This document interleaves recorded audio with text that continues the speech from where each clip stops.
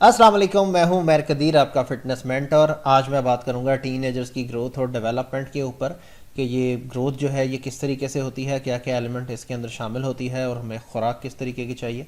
तो इस पर स्टार्ट करते हैं। तो जी इसका टॉपिक है growth and development in teenage. तो स्टार्ट करते हैं। पहली स्लाइड से इंट्रोडक्शन थे। In childhood development growth is defined as an irreversible constant increase in size. मतलब ये कि चाइल्डहुड की जब डेवलपमेंट हो रही होती है तो ग्रोथ जो है इसके अंदर हमारा साइज़ और कद जो है बढ़ता है, जो कि इरिवर्सिबल होता है, वापस ना आने वाला। तो ग्रोथ आपकी जो हाइट और आपका जो मसल्स वगैरह और जो आपका मास जो है वो आप गेन कर रहे होते हैं, इसको जो ही ग्रोथ कहते हैं। और जो डेवलपमेंट है, development is defined as growth in psychomotor capacity, यानी कि आपकी डेवलपमेंट जो है या साइकोमोटर कैपेसिटी को कहते हैं। आपका जो ब्रेन पे आप दिमागी तौर पे किस तरीके से चीज़ों को ऑब्जर्व करते हैं, किस तरीके से एक्सपीरियंस करते हैं और किस तरीके से अपने महसूस करके जो आप ग्रो कर रहे होते हैं, डेवलपमेंट आपकी हो रही होती है, इसको डेवलपमेंट कहते हैं। ये प्रोसेस जी this process depends on these three factors. ये इन तीन फैक्टर्स पे डिपेंड करता है ग्रोथ एंड डेवलपमेंट का जो एक प्रोसेस है। सबसे पहले है एक्सरसाइज, दूसरा है डाइट और तीसरा है स्लीप। इस पे हम आगे जाके बात करते हैं। तो जी फिज़िकल डेवलपमेंट में आपको मैंने ये एक स्लाइड बनाई है, आप देख सकते हैं। इसमें आपकी हाइट एंड वेट चेंजेस हो रहे होते हैं, यानी कि आपकी हाइट भी बढ़ी होती है और वेट भी जो है डेवलपमेंट फेज़ में आपका बढ़ रहा होता है। टीन एज के अंदर भी हो, बचपन से लेकर आप किसी भी एज तक वेट तो आप बढ़ा ही सकते हैं, लेकिन हाइट एक स्पेसिफिक एज तक बढ़ती है, उस पर मैं आगे जाके बात करूँगा। एक तो आपकी ये फिज़िकल डेवलपमेंट हो रही होती है बच्चों के अंदर, जैसे आप तस्वीर में देख सकते हैं 9 साल से लेकर 19 साल तक ये ग्रोथ दिखाई गई है हाइट में और वेट के, मास के जो साइज़ के हवाले से। विड्थ आप देख सकते हैं और हाइट देख सकते हैं।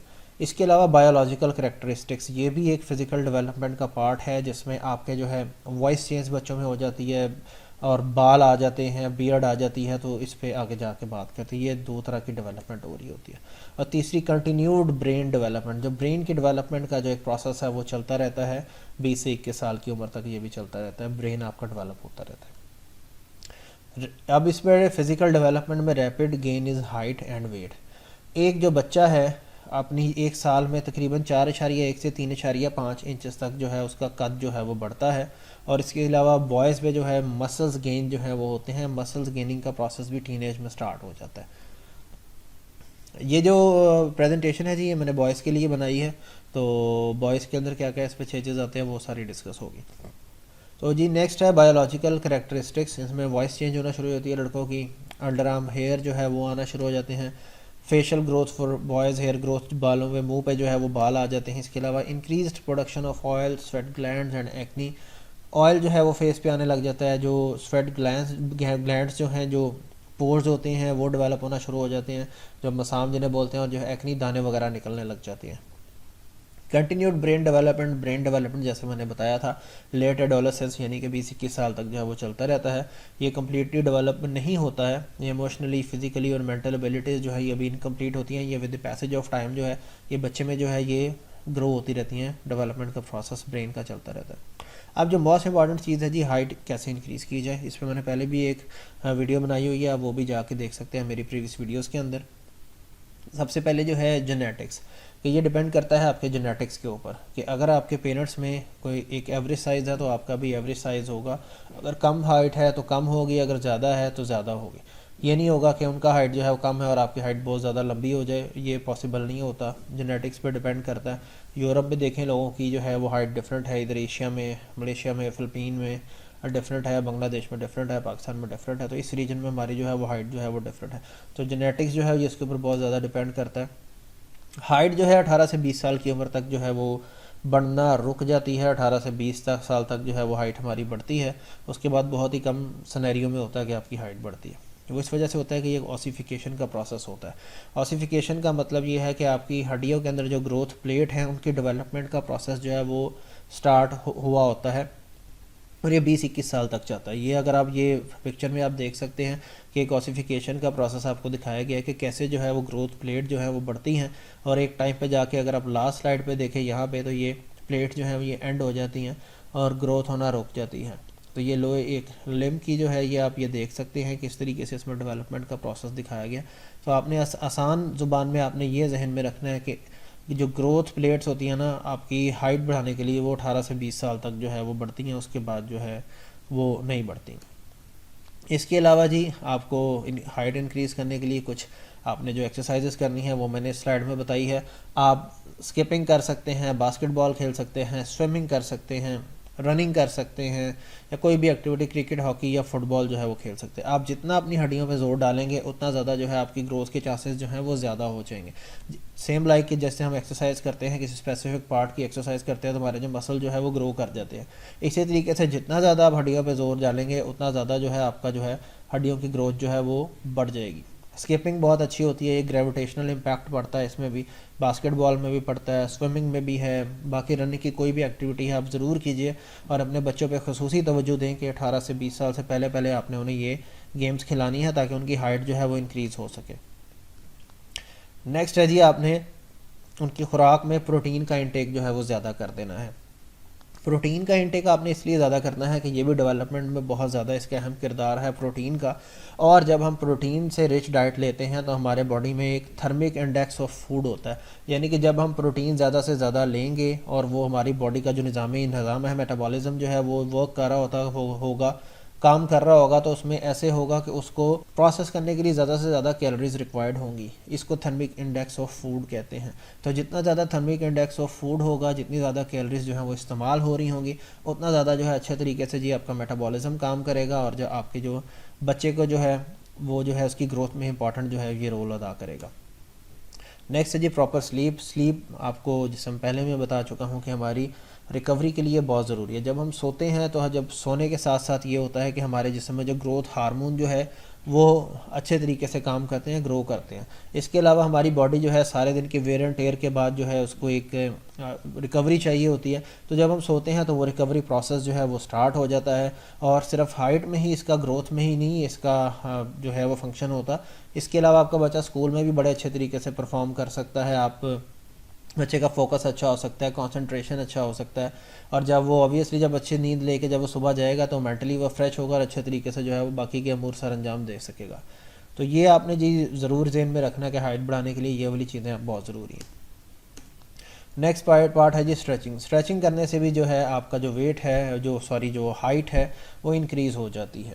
वो मैं आगे जाके इससे आपको बताता हूँ कि कौन कौन सी एक्सरसाइज, कौन कौन सी स्ट्रेचिंग करने से आपका इनकी हाइट जो है वो इंक्रीज़ हो सकती है।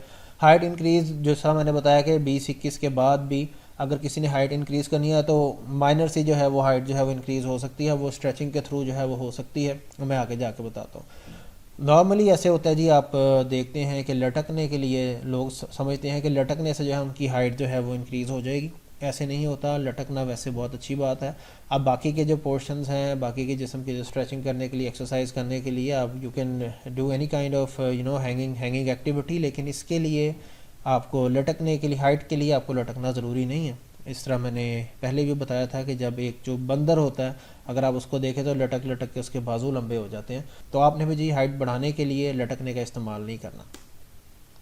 नेक्स्ट इंपॉर्टेंट पार्ट है जी न्यूट्रिशन का। न्यूट्रिशन बहुत ही एक इम्पॉर्टेंट रोल अदा करता है।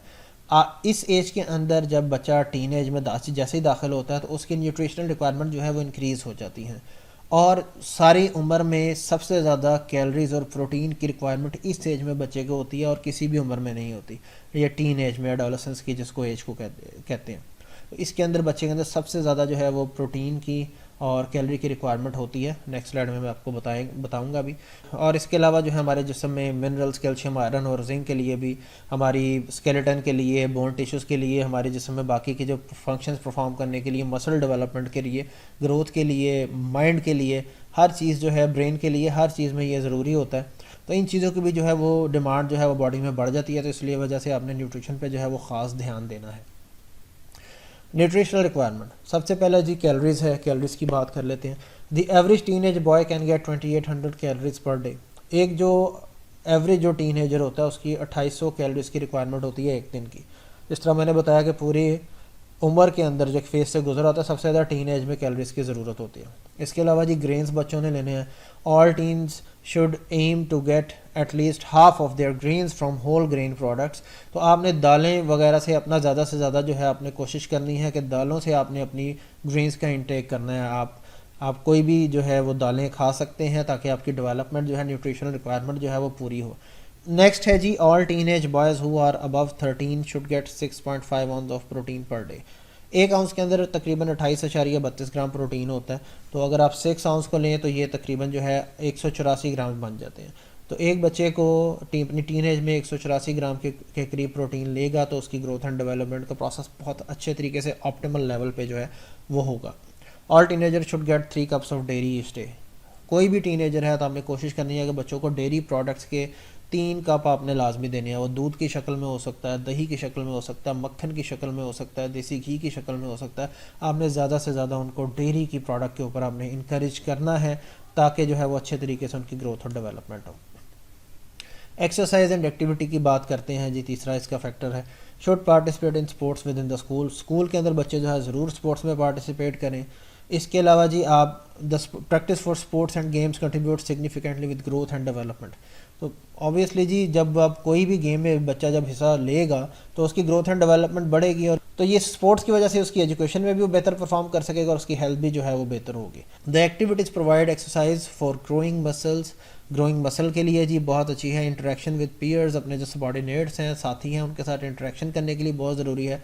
Socially acceptable means of enjoying stimulation and conflict, यानी कि अब सोशली बच्चा जो है जब सोशल हो जाता है, कॉन्फ्लिक्ट मैनेजमेंट उसको आ जाती है, लोगों को फेस करना आ जाता है, हार जीत का हिस्सा वो बन जाता है। तो इस प्रोसेस से गुजरने के लिए ये भी ग्रोथ एंड डेवलपमेंट का एक हिस्सा है और लाजमी जो है आपने जो है ये उसको स्पोर्ट्स में किसी ना किसी में ज़रूर इन्वॉल्व करें। अब ये कुछ स्ट्रेचिंग की एक्सरसाइजेज मैंने बताई हैं कि अगर बच्चा कहीं भी नहीं जाता तो घर बैठ के ये एक्सरसाइजेज कर सकता है। एक ये स्किपिंग है, आप इंडोर कर सकते हैं। ये तमाम एक्सरसाइज जो मैंने बताई हैं इंडोर हो सकती हैं। स्किपिंग कर सकते हैं, ये विदाउट रोप भी हो सकती है। सबसे बेहतरीन एक्सरसाइज हाइट बढ़ाने की स्किपिंग है। तो एक एक्सरसाइज ये है। दूसरी एक्सरसाइज ये चाइल्ड पोज है। ये आप देख सकते हैं इस तरीके से इसका एंगल है। जब बच्चे को आपने थोड़ी देर के लिए आपने 5-7 मिनट के लिए स्किपिंग करानी है, उसके बाद 12-12 रेपिटेशंस आपने इसके करवाने हैं ताकि उनकी हाइट जो है वो बेहतर हो और उनकी जो बॉडी के जो बाकी के जो पार्ट्स हैं उसमें भी अच्छे तरीके से ग्रो हो सके, मसल्स की डेवलपमेंट अच्छी हो सके। ये चाइल्ड पोज है। इसके अलावा ये लेटरल स्किप्स हैं। ये आप देख सकते हैं कैसे ये एक ही जगह पे खड़े होकर एक बंद कमरे में छोटी सी जगह के अंदर ये हो सकते हैं। इससे भी जो है बहुत अच्छा ग्रेविटेशनल इम्पैक्ट पड़ता है और आपके जो बैक का जो स्पाइनल एरिया है, हैमस्ट्रिंग है, तो आप देख सकते हैं इसमें भी जो है इस पर स्ट्रेस आ रहा है, जोर आ रहा है। और इसके अलावा बैलेंसिंग के लिए बहुत अच्छी एक्सरसाइज है। पपी पोज, ये पपी पोज है जी। थोड़ी देर के लिए बच्चे को आपने इस पोजीशन में जो है कहना है कि होल्ड करे। इससे बहुत अच्छा स्ट्रेच मिलता है और आपकी हाइट इंक्रीज़ करने में ये बहुत अहम किरदार अदा करता है। स्टैंडिंग जॉगिंग, खड़े होके आप एक ही जगह पे स्टैंडिंग जॉगिंग कर सकते हैं। जितना ज़्यादा, जिस तरह मैंने बताया था, हड्डियों पे जोर पड़ेगा उतना ज़्यादा जो है ग्रोथ के चांसेस जो हैं वो ज़्यादा होंगे, उतनी अच्छी ग्रोथ होगी। लास्ट है जी सिंगल लेग हॉप। ये आप ऐसे हॉप कर सकते हैं। अक्सर बच्चे अगर आप देखते हैं तो एक टांग पे जंप करके आगे को जाते हैं, तो ये उस तरह की एक्सरसाइज है जी। ये भी आपकी ग्रोथ एंड डेवलपमेंट के लिए बहुत अच्छी है, हाइट बढ़ाने के लिए बहुत अच्छी है। 18 से 20 साल के पहले जो भी टीनेजर हैं उनको ये लाजमी करनी चाहिए। 12-12 के रैप्स आप करवा सकते हैं। तो जी अब तक के लिए इतना ही। अगर आपको इससे रिलेटेड कोई भी इन्फॉर्मेशन चाहिए तो आप मुझे व्हाट्सएप कर सकते हैं, मेरा नंबर अवेलेबल है। मैं जो है आपको इस सिलसिले में ज़रूर इसका जवाब दूँगा। आपका बहुत शुक्रिया। अल्लाह हाफिज़।